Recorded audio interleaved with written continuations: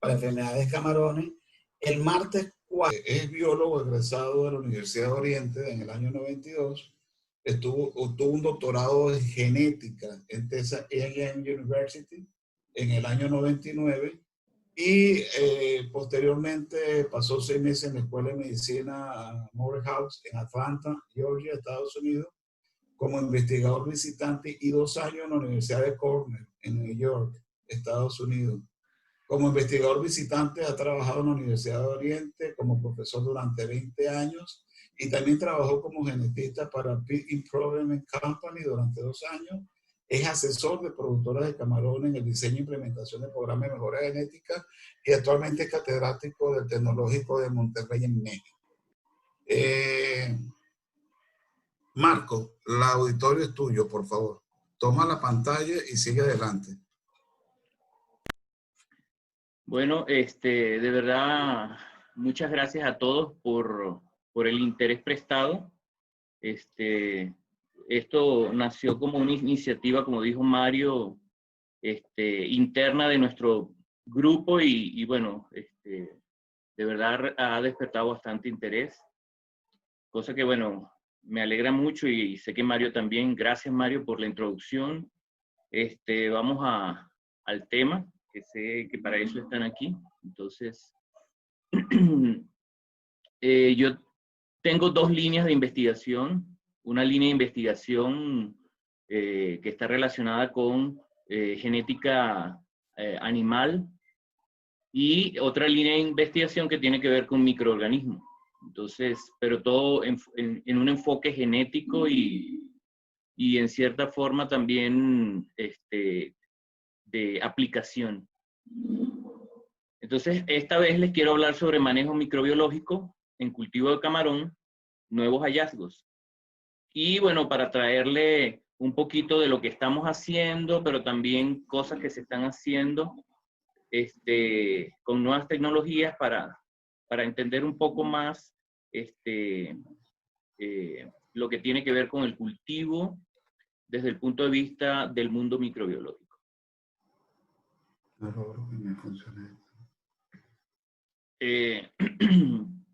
Principalmente les voy a hablar sobre una enfermedad que me imagino que la mayoría de ustedes conoce, que en un principio, bueno, era un síndrome de mortalidad temprana. Mucha gente empezó a tener problemas en China. En el 2009 fue cuando se reportó por primera vez. Lamentablemente muy rápido se extendió al continente americano. Aparecieron los primeros casos reportados en México y luego se extendió en el sureste asiático, en diferentes países de América, y ahorita, bueno, de verdad no le he seguido la pista, pero entiendo que está en muchas partes. Entonces es una enfermedad que tiene un impacto económico importante. Se ha estimado en 23.6 billones de dólares. Bueno, en este caso son miles de millones, ¿okay? Si hablamos en el idioma español. Me van a disculpar, pero las láminas están en inglés, pero yo voy a ir hablando todo, entonces espero que no haya problema.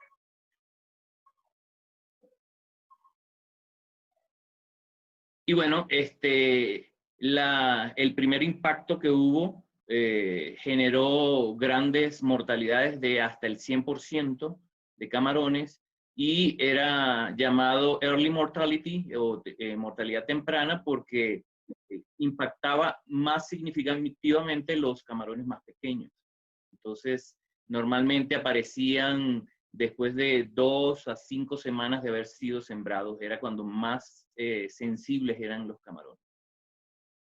El laboratorio de Donald Liner parece ser el primero que lo identificó. Identificó que era una vibriosis, pero una vibriosis muy particular, porque esta vibriosis tenía un efecto bien importante sobre órganos específicos del camarón, principalmente el sistema digestivo, incluyendo el hepatopáncreas y los intestinos.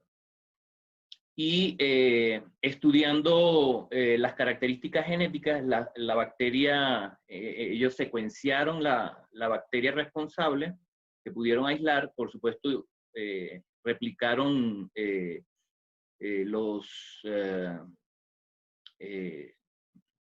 ¿cómo se llama?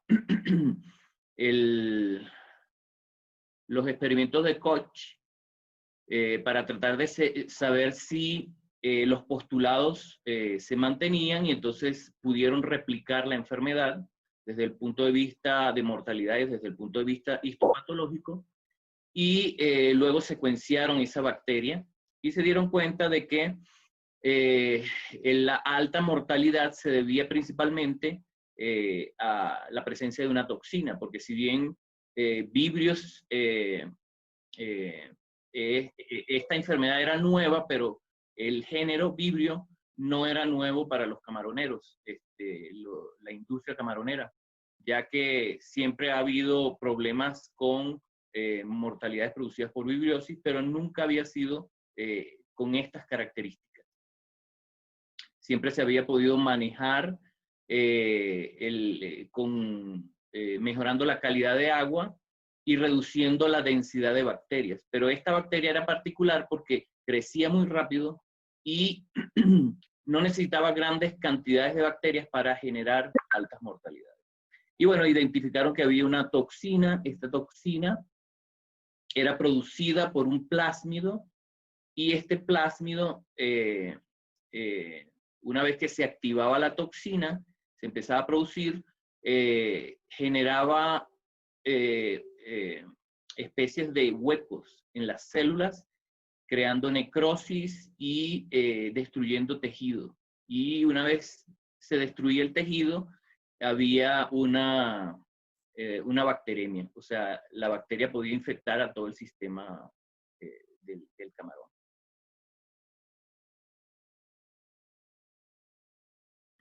En un principio se circunscribió a Vibrio parhemolyticus, pero luego se empezó a ver que también se presentaba en algunas otras bacterias, pero hasta ahora ha sido de manera muy puntual.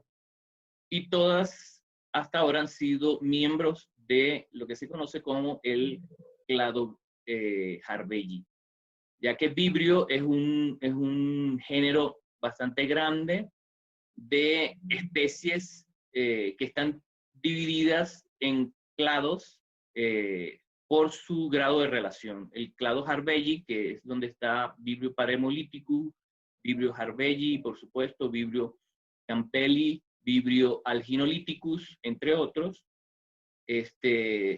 son muy similares genéticamente. Entonces, en Malasia se detectó el mismo plásmido en Vibrio Harveyii. En China se detectó el mismo plásmido en Campbelli y Owensi. Y en Ecuador, últimamente, se detectó en Vibrio punensis. Ahora les quiero comentar de una investigación que estamos terminando esta semana. La ingeniera biotecnóloga Luz Díaz va a concluir su maestría trabajando con caracterización de vibrio en la costa noreste de México. Y para esto, ella tomó muestras de todo, de diferentes áreas en donde existe cultivo de camarón y un área donde hay pesquería de camarón importante. En general se estudiaron 21 granjas, 2 hatcheries y 5 ambientes marinos que estaban asociados a las zonas donde se encontraban estas hatcheries y granjas. Una de las cosas que nos causó bastante extrañeza, nosotros utilizamos medios específicos para aislar las especies de vibrio.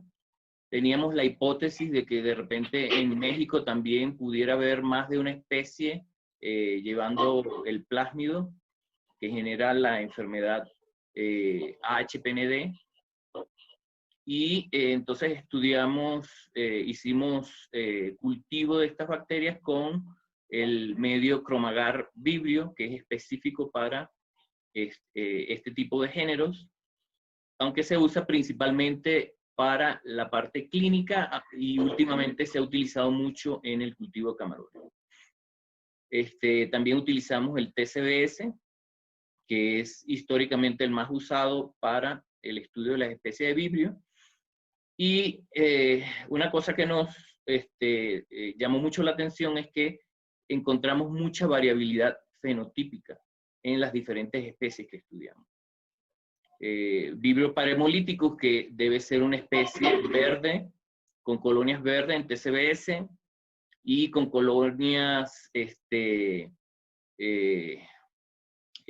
rosadas en Chromagar vibrio. Encontramos que se podían presentar como amarillas y verdes en TCBS, se podrían presentar como azules o rosadas, e incluso sin coloración. Por supuesto, estos medios trabajan con, como decir, colorantes específicos que son transformados por enzimas de las bacterias, y que estas enzimas en teoría son conservadas genéticamente para las especies que se están estudiando. Pero bueno, hay que recordar que estamos hablando de aislados ambientales, y los aislados ambientales están expuestos a muchos tipos de factores ambientales que inciden en la capacidad de adaptación de estas especies. Entonces, vamos a encontrar mucha variabilidad genética en aislados bacterianos provenientes del medio ambiente. Que básicamente, bueno, aquí muchas veces está circunscrito a sistemas de cultivo por las características de la especie y el ambiente propicio que ahí encuentra para reproducirse, pero que básicamente son bacterias ambientales. ¿Okay? Estos fueron, se estudió 244 aislados en total, un poquito más, pero bueno, algunas no pudimos terminar de incluirlas. Y principalmente encontramos en mayor grado Vibrio alginolíticus, seguido de Vibrio palemolíticus, unas pocas de Campbelli, muy pocas de Harvey, una de Vibrio cólera en camarones de pesca, y 70 especies que eran externas al clado Harvey, que no nos interesó mucho determinar la especie. Para la determinación de especies, como vieron que era difícil desde el punto de vista bioquímico, nosotros nos enfocamos en hacer detección de especies por vía de PCR, a través de una identificación molecular, y entonces pudimos de manera precisa determinar las especies de forma más eficiente. Porque desde el punto de vista bioquímico, las baterías bioquímicas son largas y, como vieron, hay mucha variabilidad fenotípica. ¿Okay? Entonces, estos son los tipos de ambientes en donde conseguimos. Nosotros tomamos columna de agua, camarón y sedimento. Vemos que Vibrio alginolítico, que fue la más abundante, se encontró en frecuencias bastante cercanas, quizás en sedimento un poquito menos, en los tres tipos de muestra que utilizamos, pero Vibrio paremolítico, que es la segunda más frecuente, se encontró principalmente en camarón.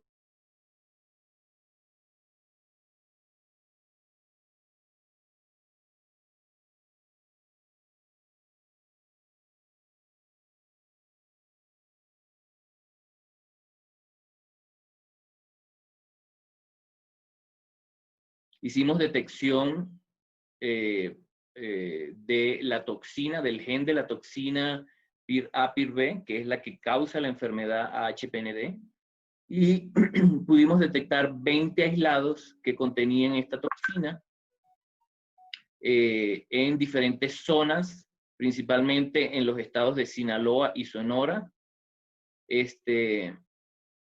casi todos asociados a granjas, excepto una, pero esta provenía del ambiente, pero estaba cercano a una granja en Sonora, y la gran mayoría provenientes de patopáncreas de camarones. Encontramos algunos de sedimentos y de agua. Entonces, por ejemplo, en una granja se encontró que estaba presente en agua, en camarones y en sedimentos. O sea, demostrando que, bueno, este es un problema que es difícil de erradicar porque una vez que se instala en una granja, básicamente lo que hay es que controlar. Marco, permíteme un segundo. Ajá. Permíteme un segundo, por favor. Pueden cerrar todos los micrófonos. Tenemos ruidos que están interfiriendo. La mayoría los tiene cerrado. Hay unos 3 o 4 o 5 personas que no lo han podido cerrar y yo no, disculpen mi falta de expertise en Zoom. Desde aquí no logro cerrarlos. Ciérrenos. Disculpa la interrupción, Marco. Sigue adelante. Sí, no hay problema. Deja que voy a ver. Voy a silenciar a todos y así no tenemos más problemas. Bueno, entonces, una de las cosas que encontramos también es que de estas 20 cepas que aislamos, 4 de ellas tenían una morfología azul en el cromagar vibrio y las otras 16 eran rosadas como se esperaba. También, debido a que los antibióticos son la forma más eficiente de combatir infecciones y es una de las más utilizadas a nivel de cultivo de camarones, nos interesó ver qué grado de resistencia presentaban tanto estas especies que tienen la toxina y que pueden producir la enfermedad, como aquellas especies de vibrio que, si bien a lo mejor no están asociadas a la enfermedad como tal, pueden pasar los genes a través de plásmidos a estas especies que sí pueden generar la enfermedad. Entonces, hicimos detección o medición del grado de sensibilidad de las bacterias, de las 200 y tantas bacterias, y medimos a través del método de difusión en disco la sensibilidad a 14 diferentes antimicrobianos. Entre ellos los más utilizados en acuicultura, que son enrofloxacina, tetraciclina, oxitetraciclina, cloramfenicol, falta uno, florfenicol. No sé si Mario después nos puede decir cuáles son los más utilizados, ya que él tiene experiencia en esa área. Y esto fue lo que encontramos. Estos son los porcentajes de resistencia combinado por especie. Y vemos que la ampicilina, básicamente el 80% de las cepas que nosotros estudiamos fueron resistentes a ampicilina. La segunda resistencia más importante, como en el 44%, estuvo gentamicina. Y también importante, oxitetraciclina, tetraciclina, ciprofloxacina. Utilizamos varios antibióticos que si bien no son específicos para el área de acuicultura, pero sí tienen importancia desde el punto de vista clínico. Y como ahorita nosotros estamos en el laboratorio enfocados en un enfoque perdonen la redundancia, llamado One Health, que es una iniciativa de la Organización Mundial de la Salud sobre lo que ellos llaman la forma de enfocar los problemas infecciosos y la resistencia antimicrobiana. Hay que hacerlo desde una perspectiva de un solo mundo, una sola salud. Y esto habla de que los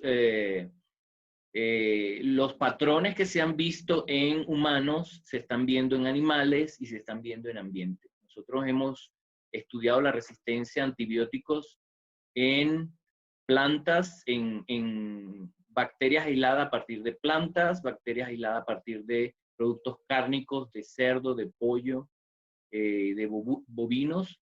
Lo hemos hecho a partir de agua, de sedimento, bueno, este estudio de camarones, y hemos encontrado, bueno, que la resistencia a antibióticos está muy difundida por donde la busques, cosa que es bastante preocupante.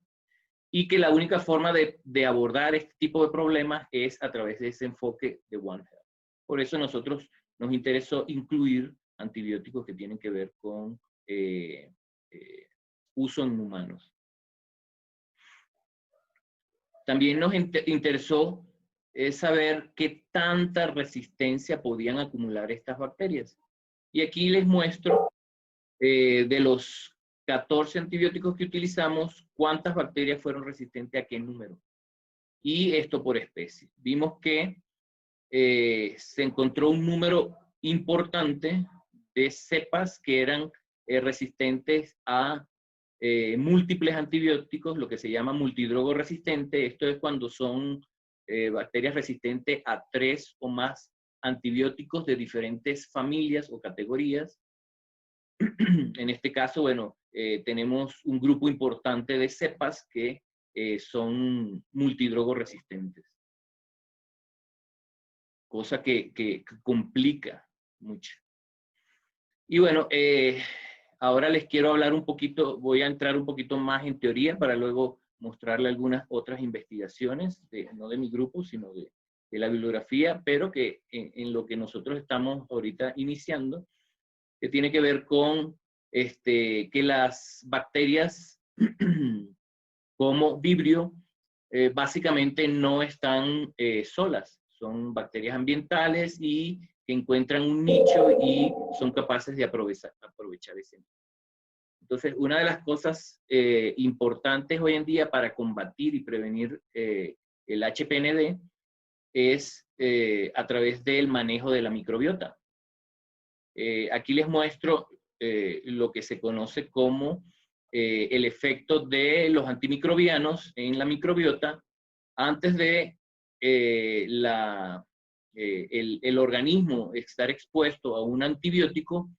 Normalmente su microbiota, si es un organismo sano, es una microbiota diversa, tiene un balance homeostático entre los miembros de esa microbiota que ayudan al hospedador más que causarle problemas. Cuando hay un problema de enfermedad y se utilizan antibióticos, bueno, se eliminan todas las bacterias que son sensibles, entre ellas la mayoría de las que forman parte de la microbiota y algunas, y la mayoría de las cepas de la bacteria que está causando el problema. Sin embargo, hay que tomar en cuenta que las bacterias tienen una tasa de mutación significativamente alta. O sea, estamos hablando de que ellas tienen una tasa de mutación que se ha medido en promedio de 1 en cada 1000 millones. O sea, si tenemos en un cultivo y aleatoriamente se producen mutaciones, en un ml que contenga 1000 millones de bacterias, hay por lo menos un mutante para cada una de las bases del genoma. Entonces, siempre que se aplica antibióticos, va a haber bacterias que van a sobrevivir. Entonces, esto implica que tarde o temprano, si no se maneja de manera inteligente, el uso de antibióticos va a redundar en la generación de resistencia a estos antimicrobianos. Entonces, se va a producir una expansión de esas pocas células que sobrevivieron y entonces ahora tienen el camino libre porque no hay competidores. Solo a través de la intervención o el tiempo o diferentes estrategias se puede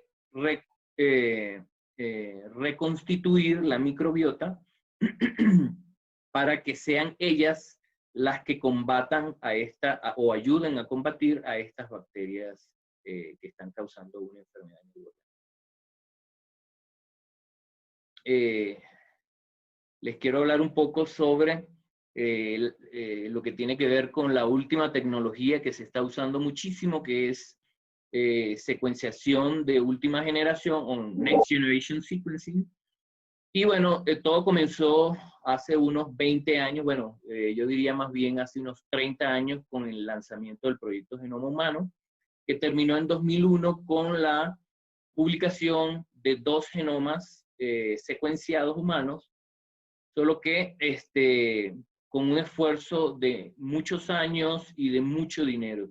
El genoma humano, el proyecto Genoma Humano, que era una iniciativa pública, multinacional y multiinstitucional, costó 2.700 millones, se tardó 11 años en producir resultados y generó la primera versión del genoma humano. Con el avance de la tecnología, en el 2007, 6 años después, se secuenció el genoma de este señor, que a lo mejor ustedes no lo identifican. Este es James Watson.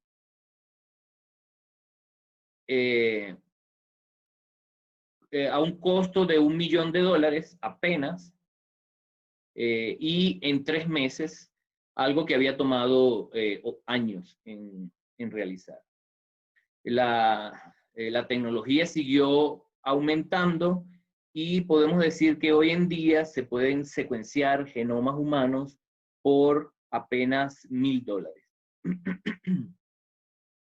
Esto ha dado pie a que se haya estudiado no solo el genoma humano, sino hoy en día se está secuenciando muchísimas cosas, entre ellas el microbioma, que era un elemento que no se tomaba mucho en cuenta desde el punto de vista de médico y que desde el punto de vista biológico es muy importante.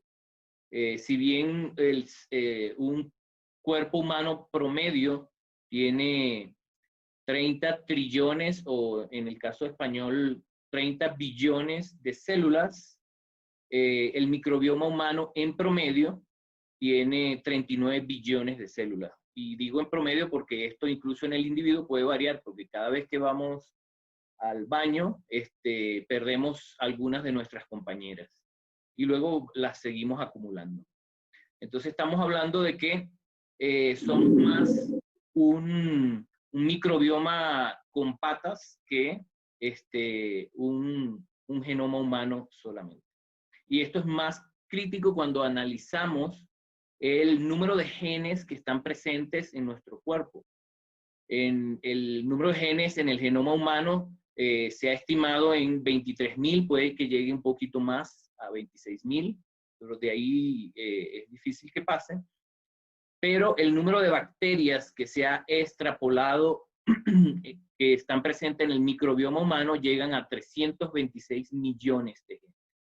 Entonces, básicamente nosotros estamos aumentando nuestra capacidad metabólica a través de este microbioma. Y por supuesto, habiendo tantas células microbianas y tantos genes presentes, estamos hablando de una red de microorganismos que están interactuando con nosotros y con el resto. Y esto aplica básicamente para todos los organismos vivos. ¿Ok? Las bacterias están aquí, tenemos evidencia de que están aquí desde hace 3.200 millones de años, cuando ni siquiera la primera célula eucariótica pensaba aparecer. Entonces, es muy difícil pensar que nosotros vamos a poder eliminar a las bacterias, ni siquiera poder eliminar a una bacteria en particular. Entonces, las bacterias de hecho forman parte importante de los organismos multicelulares, tanto plantas como animales, porque le dan capacidades metabólicas que el individuo no posee. La mayoría de las plantas necesita asociarse a microorganismos para poder hacer un aprovechamiento eficiente de los recursos inorgánicos. Los animales aprovechan la capacidad metabólica para aprovechar diferentes compuestos como la quitina, la celulosa, neutralización de toxinas, etc. Gracias a este abaratamiento de la secuenciación, hoy en día contamos con cerca de 30.000 especies bacterianas que se han secuenciado y estudiados como especies. Y bueno, este era el árbol que en 1990 se generó, donde se pudieron ver que existían 3 ramas principales de lo que se conoce como el árbol de la vida. Las conocidas bacterias o eubacterias o bacterias verdaderas, las arqueas o bacterias arcaicas y los eucariotas, que ahí encontramos a los animales, los hongos y las plantas. Si ven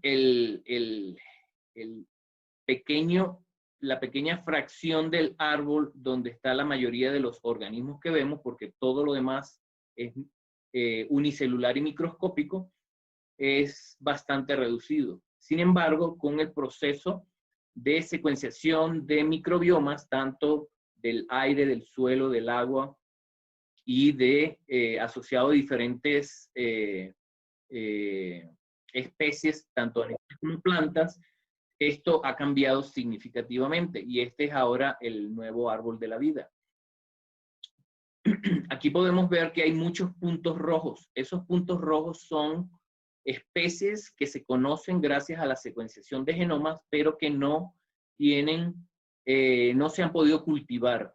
O sea, que no se conoce exactamente cuáles son sus características fenotípicas, pero sí se saben cuáles son la constitución de sus genes. Y si vemos ahora, todos los animales están en este cachito que se ve aquí, todas las plantas están en este cachito que está aquí, y por aquí están los hongos. Entonces, básicamente estamos en un mundo microbiano. Y se ha podido conseguir una nueva rama totalmente diferente, que se le está llamando Candidate Phyla o Phylum candidato, porque básicamente no se han puesto de acuerdo de cómo llamarlo todavía, ya que no se parece ni a las bacterias ni a las arqueas. Ahora, ya viendo que el problema bacteriano, el tratar de combatir infecciones bacterianas es un problema complejo, porque implica que no existe una sola bacteria a la que tenemos que manejar, sino más bien es un conglomerado de bacterias que están interactuando entre sí. Entonces, se ha venido estudiando cómo estos diferentes microorganismos interactúan entre sí y cómo los podemos utilizar a nuestro favor. En particular es en casos de vertebrados, de peces, pero que si bien se aplica en mayor o menor grado a todos los organismos metazoarios complejos, incluyendo camarones, bivalvos, etc. ¿Okay? Moluscos, etc. Entonces, podemos ver diferentes estrategias que se han venido estudiando que se pudieran utilizar para manejar el microbioma y poder de esta forma hacer un manejo más eficiente y no solo utilizar antibióticos para el manejo microbiano. En primer lugar, se habla de una competencia por exclusión, donde las bacterias se asocian al tracto digestivo. En este caso en particular estamos hablando de tracto digestivo, pero microbioma es básicamente todo por dentro, toda la superficie interna, pero también externa. Entonces aquí hay una competencia por sitios de unión o de asociación al sistema digestivo, ¿verdad? Entonces hay una competencia si el microbioma, si bacterias benéficas están asociadas a el sistema digestivo, entonces estas bacterias patógenas se le hace más difícil poder entrar en contacto y causar problemas en este sistema digestivo. Otra estrategia es el aumento de la barrera que protege al sistema digestivo, y esto ocurre a través de la inducción de mayor mucosidad, de presencia de anticuerpos, etc. También existe una de las estrategias que tienen las bacterias patógenas es trabajar en contra del sistema, generando citoquinas inflamatorias. En este caso, bueno, estamos hablando de la respuesta inmune del sistema inmune del organismo, que a través de estos anticuerpos pueden específicamente combatir especies particulares a través de reconocimiento de antígenos de estas bacterias. Y esto pues, es producto de la activación del sistema inmune. También controlando el sistema de citoquinas proinflamatorias, se reduce el daño que pudiera estar generando estas bacterias, porque ellas aprovechan de activar el sistema proinflamatorio para generar enfermedad. Y muchas veces el sistema inflamatorio del organismo es el que causa la enfermedad como tal. También estimulan el sistema inmune innato y lo que tiene que ver con fagocitosis. Estimulan la producción de péptidos antimicrobianos. También generan citoquinas antiinflamatorias para controlar el proceso inflamatorio. También se ha visto que al utilizar prebióticos, que no son más que moléculas que son requeridas por las bacterias beneficiosas. Hay de muchos tipos. En este caso, bueno, están ilustrando los ácidos grasos de cadena corta. Difusión del sistema inmunológico a través de la barrera del órgano digestivo, que permite combatir directamente el sistema inmune contra bacterias específicas, y el uso de probióticos, que son bacterias específicas que tienen, que se sabe que pueden actuar en todos estos niveles que les estuve hablando, pero los mecanismos precisos y su eficiencia, por ende, no están bien estudiados en la gran mayoría. ¿Okay? Y bueno, una de las cosas que se está utilizando muchísimo hoy en día y que ha demostrado su gran eficiencia es el uso de mezclas de prebióticos con probióticos,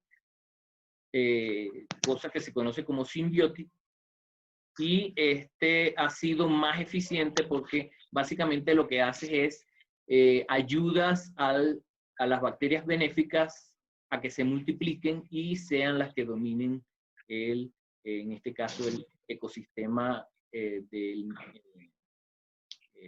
intestino.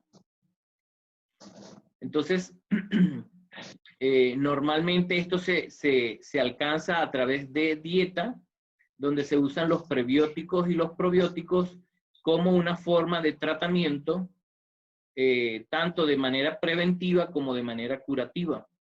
Una de las cosas que hay que resaltar, y se me pasó a decir, es que muchas veces se ha utilizado en humanos, en animales y en camarones, recetas donde los antibióticos se usan como estrategias de prevención, cosa que lo que genera es niveles muy altos de resistencia.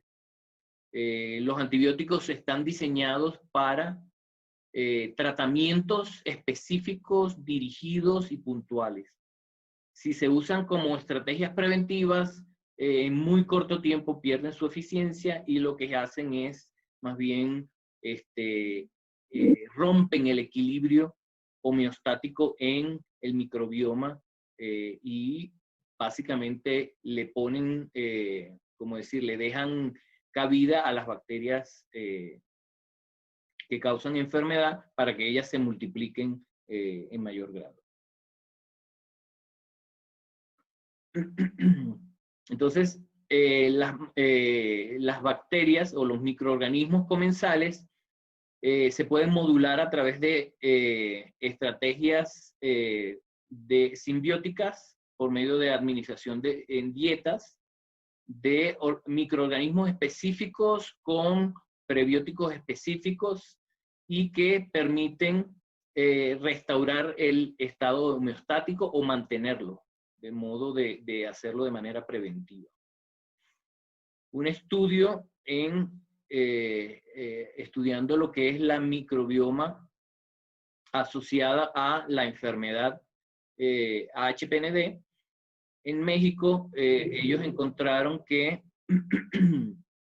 ellos estudiaron camarones silvestres y camarones de granja, tanto sanos como enfermos.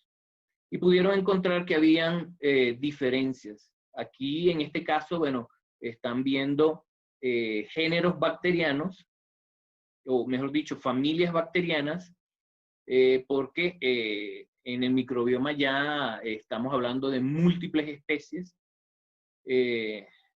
Y bueno, están tratando de estudiar cómo varían estas familias microbianas, dependiendo de estos tres parámetros.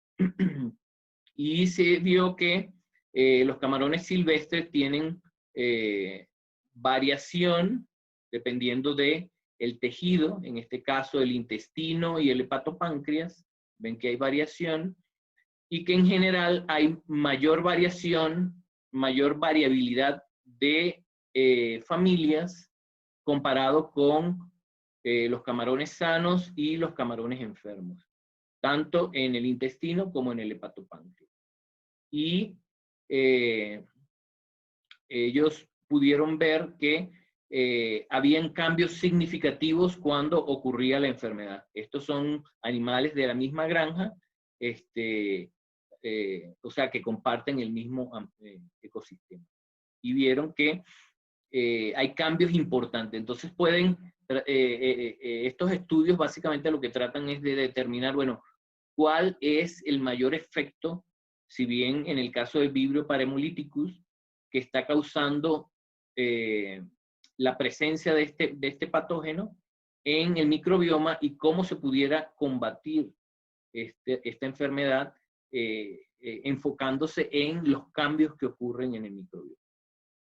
Aquí en este estudio ellos demostraron que, como ya les había dicho, la variabilidad de especies es mucho mayor en los camarones silvestres, pero encontraron que había mayor variabilidad de familias en los camarones afectados por AHPND.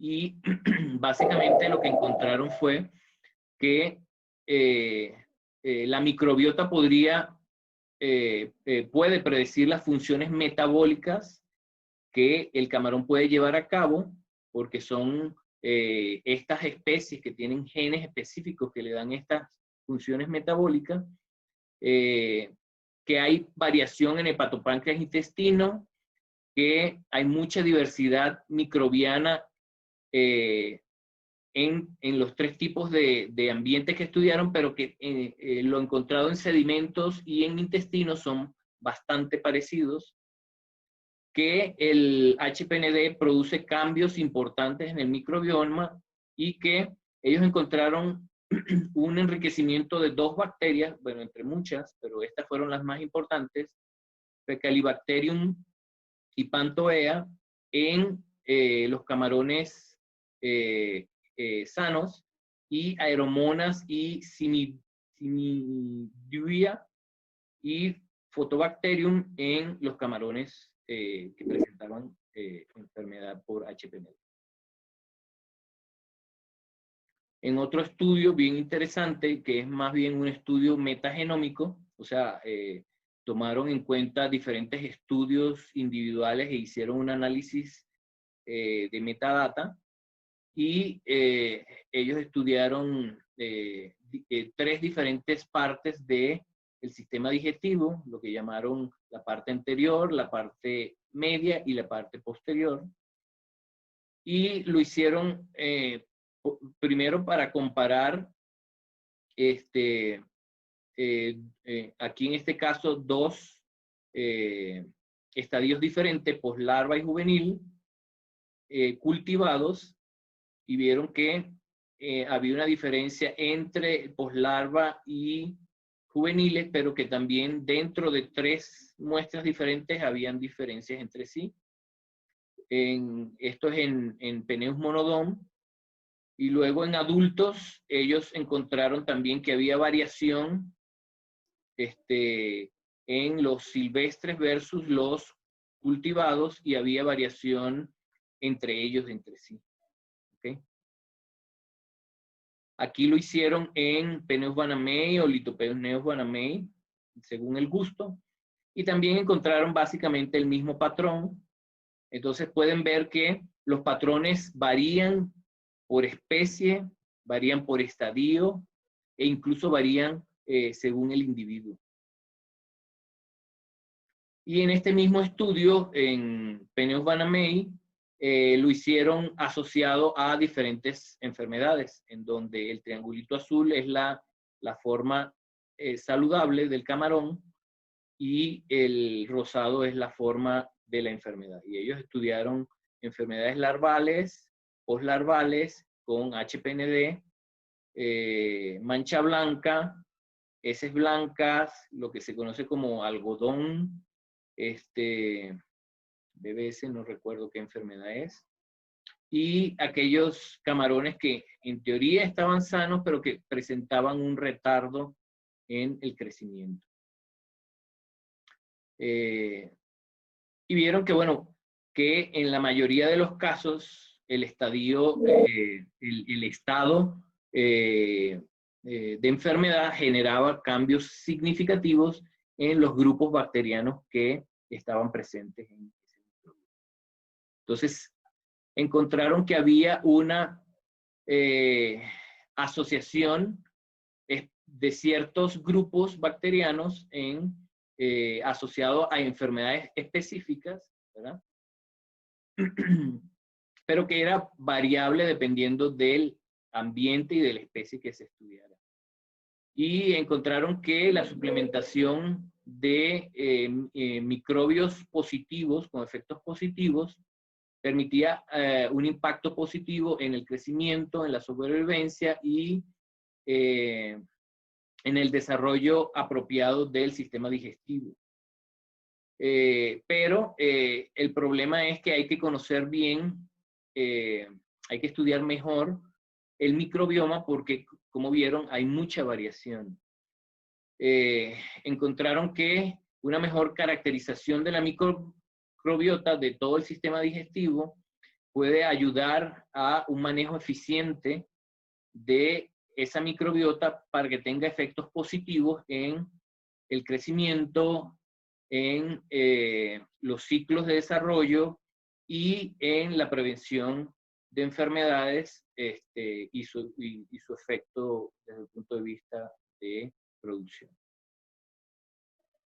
Aquí hubo otro estudio, hay muchos estudios, pero bueno, le traje lo más importante, en donde estaban estudiando algo que desde hace varios años se conoce como el síndrome de las heces blancas, que han habido muchas teorías para saber exactamente cuál es el factor como desencadenante o causante de esta patología. Y hasta ahora ha sido bastante elusiva. Bueno, ellos con este estudio demostraron que tanto en hepatopáncreas como el sistema digestivo, cuando está presente heces blancas, hay un incremento muy importante en bacterias del género Vibrio.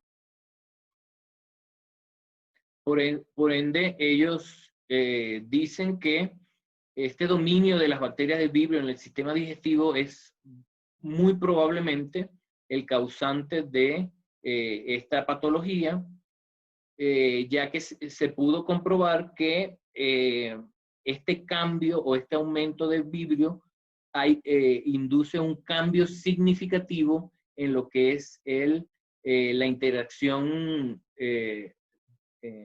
interacción del microbioma como tal, el tipo de red metabólica que se desencadena por la alta presencia de estos virus. Y bueno, ya habíamos hablado entonces de lo que es el microbioma, ya para lo último para terminar. Y hoy en día se están estudiando diferentes estrategias, no solo el uso de prebióticos y de probióticos en particular que puedan combatir enfermedades específicas, sino también se está utilizando terapia viral, porque hay virus específicos que atacan a bacterias. Bueno, de hecho hay virus que atacan a todo. Todo organismo vivo tiene siempre un virus que lo ataque. Y en bacterias, la diversidad genética de los virus es muy grande. También las bacterias pueden hacerse resistentes a virus específicos, entonces es una estrategia que también puede producir resistencia. Sin embargo, como estamos hablando de organismos que están en la frontera entre lo vivo y lo muerto, hay probabilidades de también hacer selección para mantener la efectividad de estos virus. Nosotros ahorita les voy a mostrar algunas cosas en que estamos también trabajando en este sentido.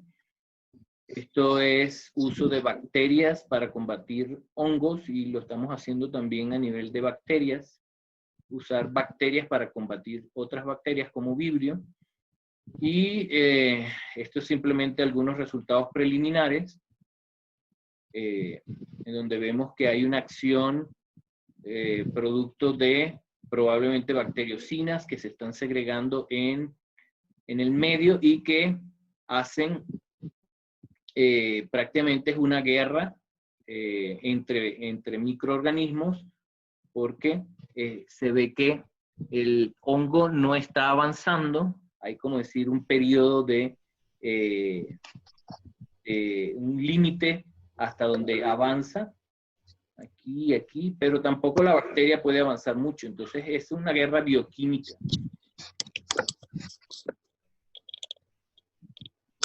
Y también estamos trabajando un poquito con bacteriófagos. En este caso, un experimento en donde pudimos aislar una cepa de virus y la probamos contra una cepa de Vibrio parahemolíticos control que teníamos y luego de 48 horas produjo un efecto importante en la eliminación del Vibrio parahemolíticos.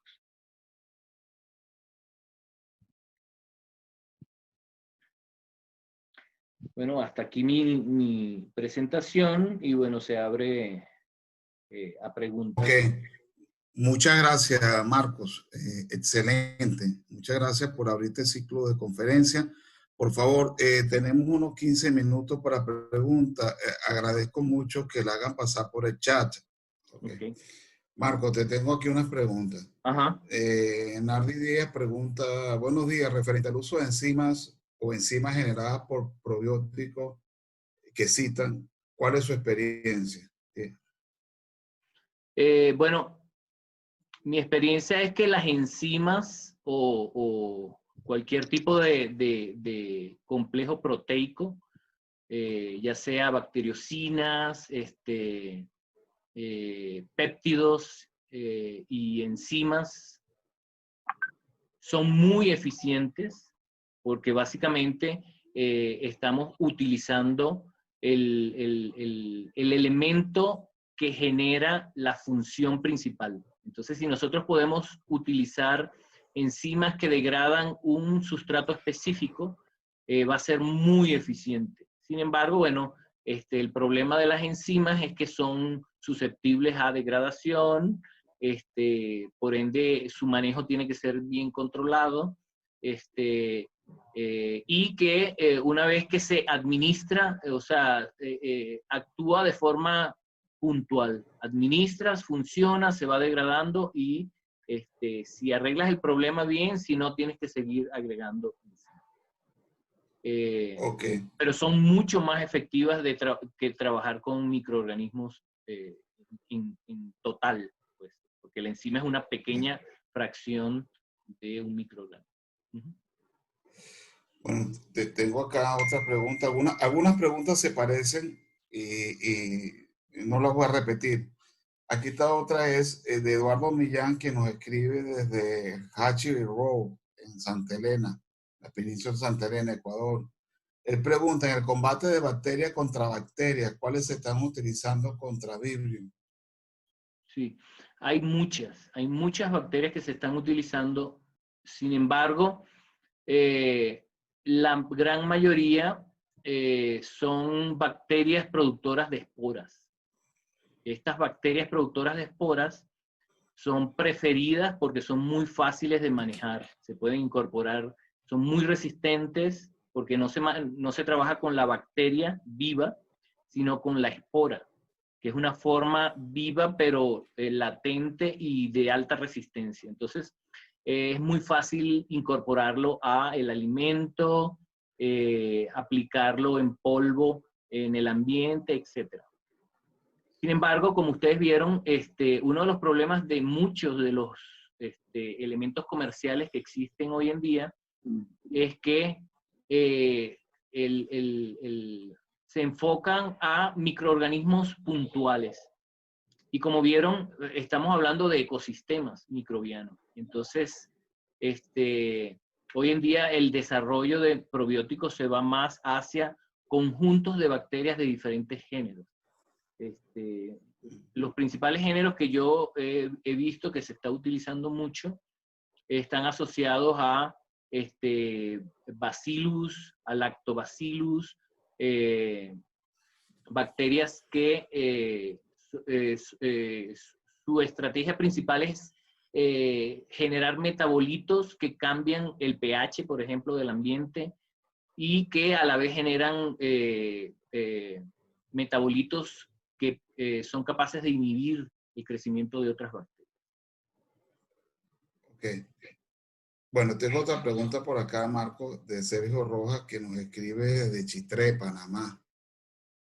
¿Funcionan estas estrategias, me imagino que la de las bacterias que comentaste, sin trabajar o tratar el medio? Me imagino que medio ambiente. Sí, no, el manejo del microbioma tiene que ser holístico. Les estuve mencionando sobre el One Health y básicamente es un enfoque holístico. Cuando estamos tratando de enfrentar a bacterias y tratamos de enfocarnos en el microbioma, tenemos que hacerlo de manera holística.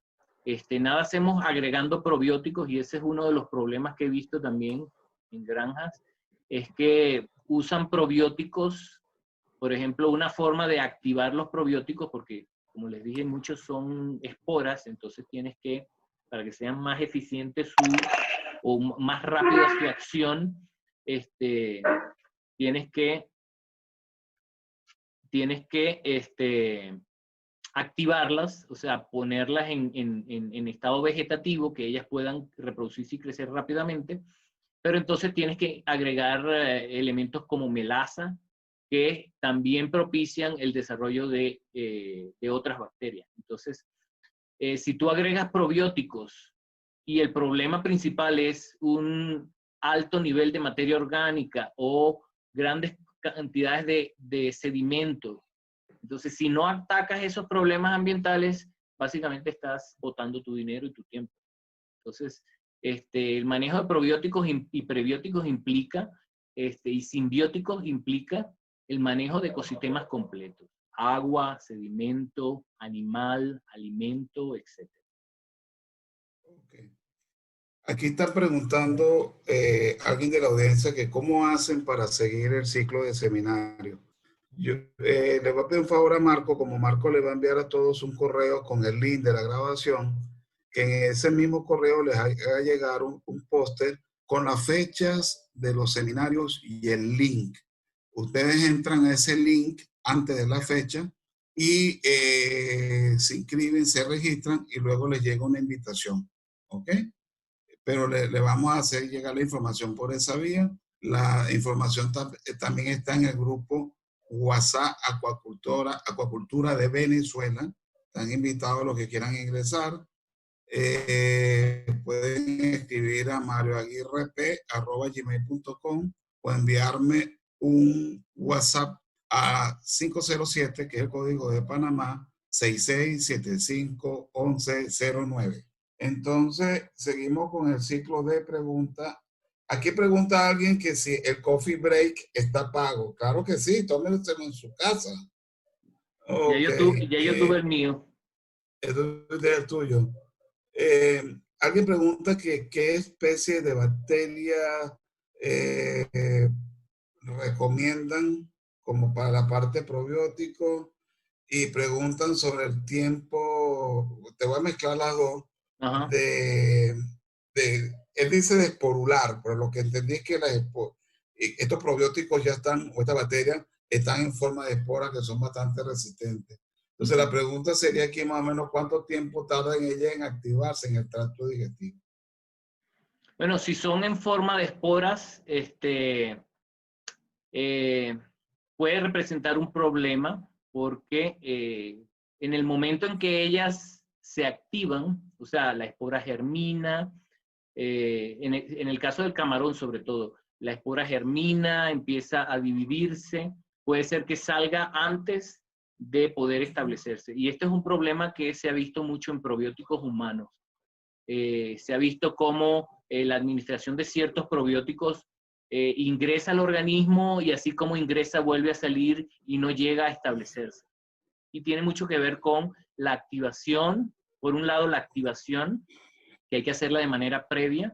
Claro, en el sistema digestivo tienes que pasar por, en humanos, un sistema digestivo bien agresivo, que es el estómago y los ácidos estomacales y biliares, y una vez que sobrevive esa etapa, entonces que puede empezar a desarrollarse. Pero el sistema digestivo humano es mucho más largo y le da mucho más tiempo a las bacterias de poderse establecer. En el camarón no, el sistema digestivo es muy corto, y puede salir mucho más rápido. Entonces, se prefiere activar a las bacterias. Y como les dije, las especies van a variar dependiendo del compuesto comercial que se utilicen. Nuestros estudios indican que se pueden utilizar diferentes especies, pero lo ideal es poder entender cada ecosistema para entonces saber cómo utilizar esas especies. y, si es posible, utilizar especies que estén presentes en el ambiente, porque ya son especies que están activadas y seleccionadas para combatir los patógenos que están en ese ambiente. Entonces, yo no sé qué tan eficiente sea el utilizar una receta a nivel de todo el mundo. Y bueno, a lo mejor algunas casas comerciales me querrán matar, pero es cierto. O sea, utilizar un cóctel pequeño de bacterias en todo el mundo, no creo que sea la forma más eficiente. Ok. Quedan que nos quedan unos 10 minutos para preguntas y respuestas. Gracias, Gina, por tu respuesta que nos estás escribiendo desde Trujillo, Perú. Gracias por asistir a tu seminario. Te extrañamos mucho en este ciclo de conferencias, Gina. Un besote. Desde las llanuras de las sabanas de Bogotá, no, desde las sabanas de Bogotá, nos escribe el doctor Jorge Cuella, que es nuestro próximo conferencista para el viernes próximo. El doctor Cuella nos va a hablar de técnica de diagnóstico en campo de laboratorio. Pregunta, ¿cómo estimular la microbiota benéfica en el intestino de los camarones? Sí, bueno, la estrategia es el uso de simbiótico, es lo que más eficiente se ha visto que funciona, que es un cóctel de prebióticos con un conjunto de bacterias. Sobre todo el simbiótico es importante porque tiende a usarse, a desarrollarse in situ. Entonces, se hacen fermentaciones in situ y ahí empiezan a tomar parte de la microbiota que está presente en el ambiente. Entonces, pero siempre utilizando un sistema holístico. O sea, tengo que manejar el agua, tengo que manejar el ambiente, el sedimento, el camarón, el alimento. Ok. Te tengo una pregunta de Orlando Pichardo que nos escribe desde el estado Zulia, Venezuela. Saludos, Marco. ¿Podrías detallar un poco más los ensayos de uso de bacterias para controlar hongos? Describir un poco más esa batalla. Gracias. Sí, bueno, en este caso nosotros nos estamos enfocando en dos grupos bacterianos, Pseudomonas y Bacillus. Son especies cosmopolitas, están presentes en muchas partes. Y ellos, como son especies ambientales, bueno, en todo microbioma siempre va a haber una batalla química y ellos parecen ser especies que son capaces de dominar el ambiente. Si bien no excluyen a todas las demás bacterias, son capaces de ser predominantes. Entonces, ahorita estamos enfocando, por supuesto, Lactobacillus también, especies del género Lactobacillus, del género Bacillus y del género Pseudomonas. Y básicamente lo que hicimos fue desarrollar un protocolo para aislamientos in situ de bacterias que podamos aplicar de manera, como decir, ad hoc. Entonces, hay un problema en un tipo de cultivo en particular, podemos ir a ese sitio, podemos aislar las bacterias que están presentes, ver cuáles tienen efecto y entonces hacer controladores biológicos con ese tipo de bacterias. Ese ha sido el enfoque que estamos desarrollando. Hay una pregunta de José, no sé si es José Tapia, cuál de los José, pero gracias, José, que es sobre si hay algunos avances con el tema de los fagos, bacteriófagos, en el combate de estos problemas de virus, ¿no? No sé si tienes alguna información al respecto, Marco. Sí, en acuicultura se han hecho experimentos y algunos estudios. Hasta donde sé no hay nada desarrollado desde el punto de vista comercial. No es fácil trabajar con fagos porque son organismos que están en la frontera entre lo vivo y lo muerto, o lo inerte, no diría muerto, lo inerte. En humanos se está trabajando muchísimo porque es una estrategia muy importante para tratar los graves problemas que ocurren en hospitales con bacterias multiresistentes, que hay bacterias que ya no hay con qué combatirlas. O sea, si te agarra la bacteria, los doctores te dicen, bueno, ve haciendo tu testamento, básicamente. Entonces, se están haciendo muchos desarrollos y se han hecho, hay algunos experimentos ya a nivel clínico, pero tampoco creo que haya nada a nivel comercial todavía. Pero sí, yo creo que este es un área que está en mucho desarrollo. Yo asistí a una conferencia en Italia en el 2017, creo que fue 2018. La conferencia era exclusivamente, básicamente, en el uso de fagos para combatir bacterias. Hay mucho desarrollo. Por ahí va a venir muchas cosas. Y bueno, nosotros estamos dando los primeros pasitos.